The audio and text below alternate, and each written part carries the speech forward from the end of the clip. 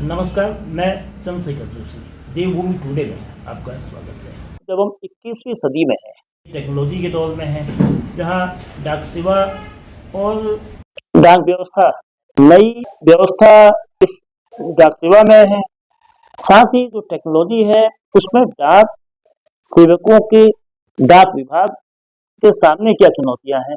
डाक विभाग में जो कर्मचारी कार्य कर रहे हैं, खास तौर पर जो ग्रामीण डाक सेवक है, उनके सम्मुख क्या चुनौतियां हैं। उत्तराखंड की ही हम बात करें, उत्तराखंड की भौगोलिक परिस्थितियां आज भी टेक्नोलॉजी से दूर है। खास तौर पर वो रिमोट एरिया, वो ग्रामीण अंचल सीमा से लगा यह प्रदेश है और इस प्रदेश का चंपावत और पिथौरागढ़ दो डिस्ट्रिक्ट बॉर्डर से लगे हैं नेपाल और चीन से। इन क्षेत्रों की जो डिजिटल इंडिया की बात हम करते हैं, यहाँ पर डिजिटल इंडिया कई जगह चरमराता हुआ दिखता है और ऐसे में जो डाक सेवा की भूमिका बेहद महत्वपूर्ण होती है। लेकिन क्या इस भूमिका को निभाने वाले, इस काम को मुस्तैदी से करने वालों के साथ उनको क्या सुविधाएं मिल रही है, उनकी क्या स्थितियां हैं। अधिकांश शाखा डाकघरों में जो लोग तैनात हैं, जो लोग मुस्तैदी से काम करके लोगों के संदेशों को, दूर दराज से आने वाले संदेशों को पहुंचाते हैं, घर घर, उनकी क्या स्थितियां हैं और उनको किन चुनौतियों का सामना करना पड़ा, उनकी क्या मांगे हैं, इन सबको बताने के लिए राष्ट्रीय सहायक कोषाध्यक्ष चरण सिंह बिष्ट साहब से सीधे बात करते हैं, जो साथ ही पिथौरागढ़ मंडल के महामंत्री भी है। कल 7 नवंबर को आप लोगों का जो अखिल भारतीय ग्रामीण डाक सेवक संघ है, उसका उत्तराखंड का प्रांतीय अधिवेशन टनकपुर में हो रहा है। तो ये अधिवेशन क्यों हो रहा है, उसमें क्या एजेंडा है, किन बिंदुओं पर चर्चा होगी। धन्यवाद सर। सर्वप्रथम मैं देवभूमि टुडे को बहुत बहुत धन्यवाद देना चाहता हूँ, जो ग्रामीण डाक सेवकों की आवाज को सरकार तक, जनता तक पहुंचाने का प्रयास कर रही है। धन्यवाद सर। सर, सर्वप्रथम मैं आपको बताऊं, अखिल भारतीय ग्रामीण डाक सेवक संघ के तत्वान में ये जो यूनियन हमारी है, उसके अंतर्गत ग्रामीण डाक सेवक लोग काम मतलब जुड़े हैं। ये हमारा प्रांतीय अधिवेशन 2 दिवसीय टनकपुर में होने जा रहा है, जिसमें राष्ट्रीय महाअध्यक्ष और राष्ट्रीय महामंत्री ये भाग ले रहे हैं। इसके साथ ही उत्तराखंड परिमंडल के समस्त मंडलीय सचिव व कार्यकारिणी के सदस्य इसमें भाग लेंगे। वैसे तो हम लोग, हर आम आदमी ये जानता है कि ये केंद्र सरकार के कर्मचारी हैं, पर डाक विभाग व भारत सरकार हमें केंद्र सरकार के कर्मचारी नहीं मानती। हमसे काम जो है केंद्र सरकार के कर्मचारियों की तरह ही लिया जाता है। हमारी नियुक्ति प्रक्रिया भी केंद्र सरकार के कर्मचारियों की तरह है, पर हम केवल 5 घंटे के लिए डाक विभाग में नियुक्त किए गए हैं।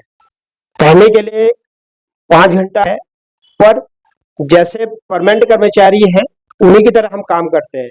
8 घंटे 10 घंटे हमसे काम लिया जा रहा है और वेतन के नाम पर हमें वेतन नहीं दिया जाता है, एक TRCA दिया जाता है जो बहुत कम है। ग्रामीण डाक सेवक 10,000 रुपये और ब्रांच पोस्ट मास्टर 12,000 रुपये, ये 2 स्केल रखे हैं। तो इसमें ही हम लोग काम कर रहे हैं और सुविधा के नाम पर कुछ भी नहीं है। हमें, अगर हम बीमार हो जाते हैं तो हमें कोई सुविधा नहीं दी जाती। छुट्टी के नाम पर साल में हमें केवल 20 दिन की छुट्टी दी जाती है। जो कल से 2 दिन का जो प्रांतीय अधिवेशन है, उसमें किन किन मुद्दों पर बात होगी कार्यकारिणी के गठन के अलावा। तो सेकेंड टर्म में, सेकेंड सेशन में तो आपका कार्यकारिणी का गठन होगा, लेकिन पहले सेशन में किन किन मसलों पर जो हमारे राष्ट्रीय मुद्दे हैं, नंबर 1 में है कि ग्रामीण डाक सेवकों को परमानेंट करें और जो सुविधाएं सरकारी कर्मचारियों को दी जा रही है वही सुविधाएं हमें दी जाएं। और उसके साथ भौगोलिक परिस्थिति के आधार पर यहाँ पर hard and risk allowance Kamlesh Chandra committee ने रिकमेंड किया था।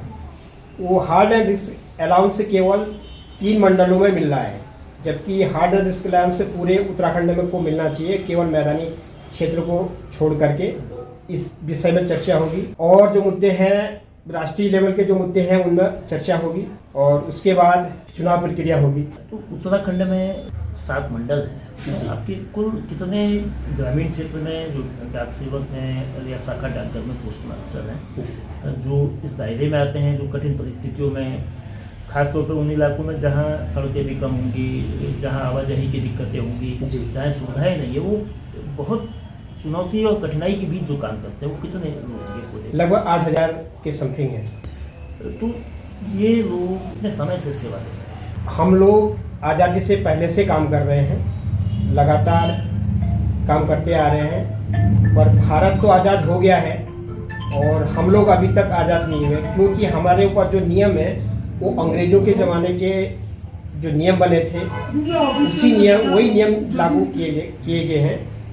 तो उसके लिए भी हम प्रयासरत हैं। पेंशन प्रक्रिया हमें नहीं है, हमें पेंशन नहीं मिलती है और सरकारी सुविधाएं कुछ नहीं मिलती हैं। प्रधानमंत्री जी ने जो एक पायलट प्रोजेक्ट कहिए वो शुरू किया था, पोस्टल भुगतान बैंक आईपीबी का टोटल काम जो है ग्रामीण डाक सेवक कर रहा है और उसको कमीशन के बेस पे कुछ पैसा दिया जाता है। पूरा काम जो है आईपीबी का काम ग्रामीण डाक सेवक के ही ऊपर है। कल 7 नवंबर से 2 दिनी प्रांतीय अखिल भारतीय ग्रामीण डाक सेवक संघ का जो अधिवेशन होगा उसमें तमाम ज्वलंत इशूज, यानी कि जो उत्तराखंड की पहाड़ी परिस्थितियां हैं उसमें 13 जिलों में से 10 जिले पूरी तरह से पर्वतीय मिजाज के हैं। बहुत जगहों में सड़कें नहीं हैं, दूरसंचार सुविधा जो है, यानी कि मोबाइल नेटवर्क बहुत कम है और बेहद कठिन स्थितियों में काम करने के बावजूद सुविधाओं का टूटा है। 8,000 के करीब जो कर्मचारी हैं इन तमाम डाकघरों में जो पूरी जिम्मेदारी के साथ काम करते हैं, लेकिन बड़ी विरोधाभास की भी स्थिति है कि केंद्रीय कर्मचारी होने के बावजूद ड्यूटी 5 घंटे दी जाती है, लेकिन ड्यूटी उससे कहीं दुगनी, यानी कि 8 से 10 घंटे तक वो दी जाती है। डाकों का वितरण हो, चाहे आरडी को जमा करना हो, या जो तमाम पोस्ट ऑफिस के काम होते हैं रूरल एरियाज में उनको पहुंचाने के काम में, उस जिम्मेदारी को निभाने में बेहद महत्वपूर्ण भूमिका अदा करने के बावजूद 10 से 12,000 रुपये का मानदेय, साल भर में सिर्फ 20 दिन का अवकाश और जो चिकित्सकीय सुविधाएं हैं उनका अभाव, वो टेम्परेरी बेस पर रखे गए हैं, उनको परमानेंट किया जाए, यानी उनको स्थायीकरण उनका होना चाहिए। साथ ही पर्वतीय परिस्थितियों को देखते हुए हार्ड एंड रिस्क अलाउंस, जिसका एक समिति के माध्यम से रिकमेंडेशन भी की गई है, लेकिन वो संस्कृति लागू नहीं है। जाहिर है कि उत्तराखंड के रिमोट एरियाज में अगर डाक व्यवस्था को, डाक विभाग के द्वारा किए जाने वाले कार्यों को ठीक तरह से करना है, उसके लिए ज़रूरी है कि उन कर्मचारियों को, उन शाखा डाकघर के पोस्ट मास्टर्स को वो सुविधाएँ दी जानी चाहिए जो शहरी क्षेत्रों में, सुविधा युक्त क्षेत्रों में मिलती है। और कल से 2 दिन तक जो अधिवेशन होगा उसमें ये तमाम मुद्दे जो लंबे समय से उठाए जा रहे हैं, 10 साल 20 साल से सेवा देने के बावजूद वो उन सुविधाओं को पाने से अभी तक बचे थे। इन मुद्दों को उठाकर वो कितनी जोर शोर से, कितनी प्रखरता से अपनी बात को केंद्रीय संचार मंत्रालय, भारत सरकार के दरवाजे तक पहुंचा पाता है। लेकिन इन सब के बावजूद सुविधाएं पूर्ववत हैं, सुविधाओं का टूटा है और काम की अधिकता है। इसके बीच, इन दोनों के बीच संतुलन बने। काम से कोई इनकार नहीं है, लेकिन काम के लिए सही दाम भी मिले, ये मांग अखिल भारतीय ग्रामीण डाक सेवक संघ की है, जो कल से होने वाले अधिवेशन में उठाई जाएगी।